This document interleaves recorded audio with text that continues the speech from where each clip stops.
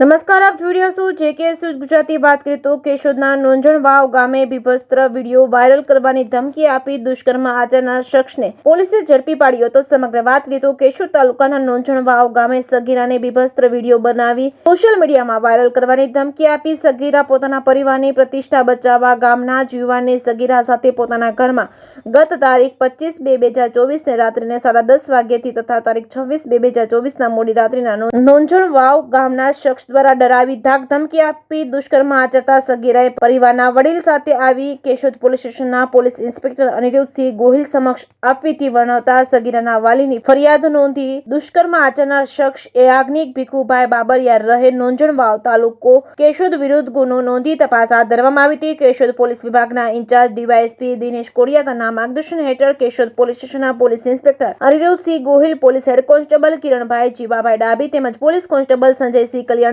ઝાલા તેમજ રોહિતભાઈ મોહનભાઈ પટેલ દ્વારા ટેકનોલોજીનો ઉપયોગ કરી ખાનગી માહિતી મેળવી ગણતરીની જ કલાકોમાં કેશોદના નોંજણવાવ ગામના યાજ્ઞિક ભીખુભાઈ બાબરિયાને ઝડપી પાડી કાયદેસરની કાર્યવાહી હાથ ધરવામાં આવી છે. જેકે ન્યૂઝ ગુજરાતી સાથે રાજુ પંડ્યા, કેશોદ.